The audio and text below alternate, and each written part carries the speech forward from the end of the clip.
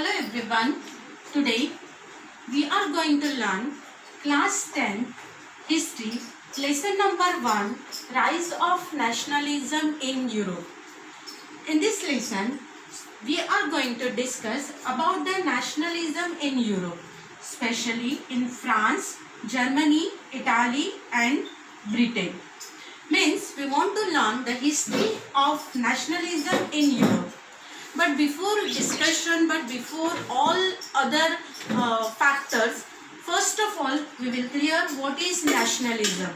Actually, the desire of a group of people to form an independent country is known as nationalism. Means, if we are ruling by someone else, by forcing, by making a lot of rules and regulations, then we fed up of all these conditions and we started to do some kind of activity for our freedom, for our equality. That is only known as nationalism. So nationalism we are studying of Europe. We are living in India, so definitely question arise in your mind that why it is essential to study nationalism of Europe.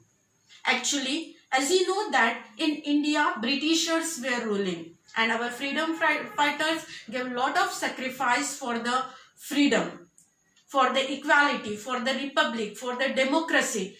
And they follow the idea of nationalism from European countries. So, it is very essential to learn nationalism of Europe. Now, when they started to do nationalism, when they moved towards the nationalism, that time many problems, many challenges came in front of them. And when they overcome of that challenges, when they come out of that challenges, many changes in their society took place. They become democratic, they started to enjoy their all freedoms, their social, their culture, their economical development took place. So, after challenges, after facing a lot of challenges, they started to live their life happily. If you open your lesson, then on first page of this lesson only, you can see that the painting of Frederick Sumo. He painted the dream of worldwide. Means what? That whatever dream for the future, whatever the dream after nationalism, that he painted very beautifully in that painting. You can see there the different kind of a despotic symbols. What's the meaning of despotic symbol? For example, if chain like this chain is broken, if chain is broken, it is a sign of freedom. If that unity wanted to show of a nation, then some kind of a symbols are there, some kind of a symbols we are still now using, and that all symbols are known as the despotic symbols. So in his painting, Frederick Sumo shows his ideas about the freedom. He shows his concept about the freedom by using different kind of a symbol. In that painting only, you can see that some people by holding flag moving in front of Statue of Liberty. Means what? They got freedom and they are moving towards their development. But some countries follows them. Means what? They are moving towards the nationalist activity. They were moving towards the nationalism.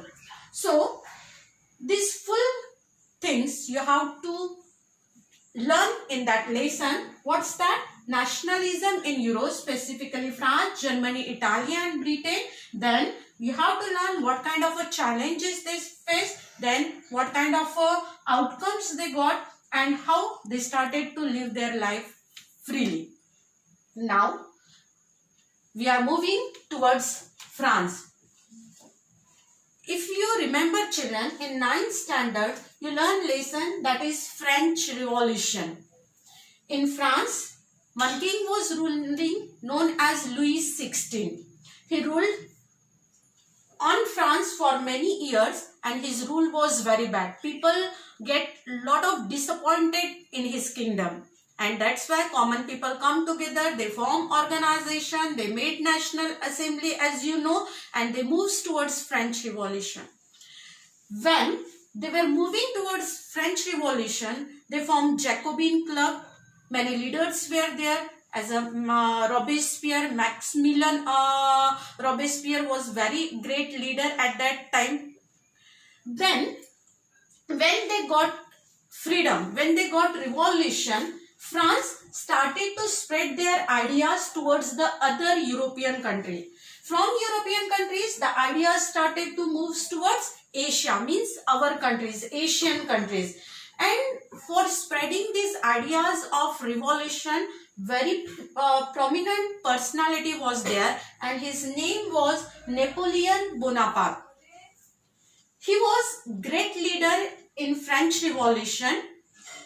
Actually, French Revolution was a great history.